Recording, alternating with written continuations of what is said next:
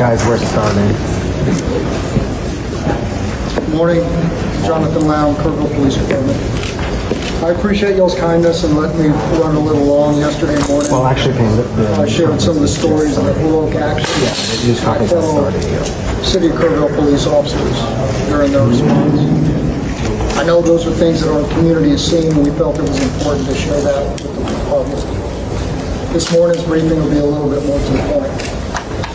The response here in Kerr County continues to expand as the mission becomes more technical.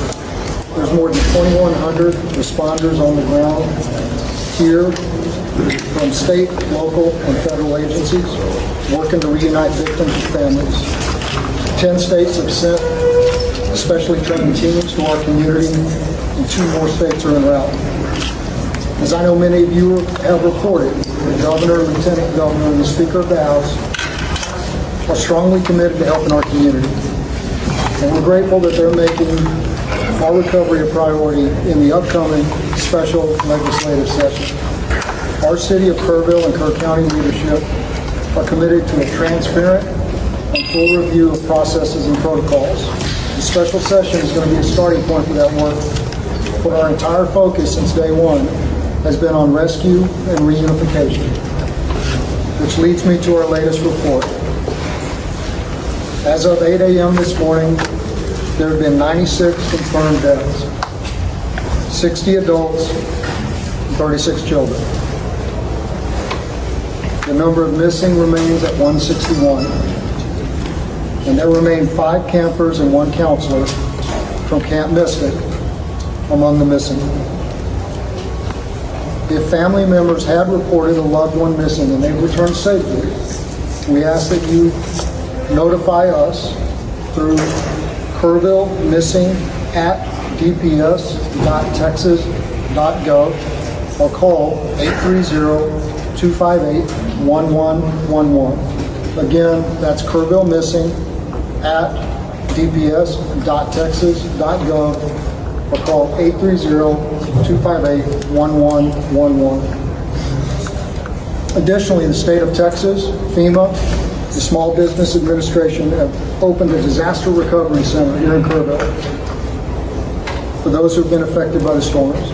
It's currently open at the First Baptist Church here in Kerrville at 625 Washington Street. It'll be open from 8 a.m. to 7 p.m. every day. The Individual Assistance Program can provide financial support for things like medical and dental assistance, vehicle damage, housing, child care, and replacing essential items. Even for non-residents who were impacted by the floods.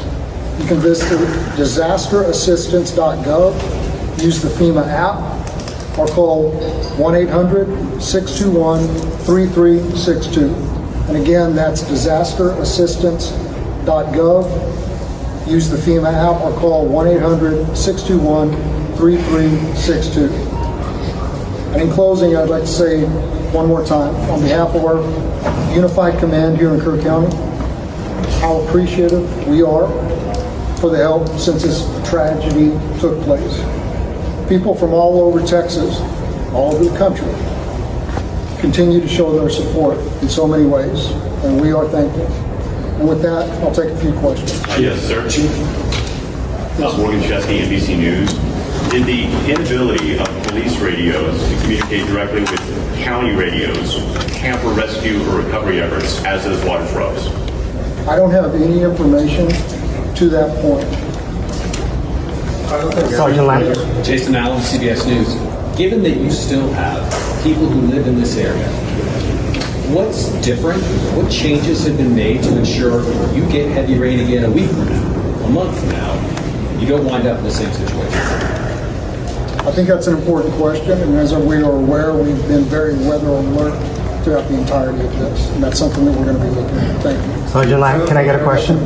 Amber Johnson, News 4 San Antonio. What can you tell us about the current search area, how large it is, how much of it has been searched, and how exactly does the grid system work for something like this? So the last part of your question. How does the grid system work for a disaster like this? Okay, so the grid system, I'm not a search and rescue recovery expert, so I don't want to speak out of turn, but it is a methodical search which ensures that every area in an area to be searched is covered and searched, and that no stone is left unturned.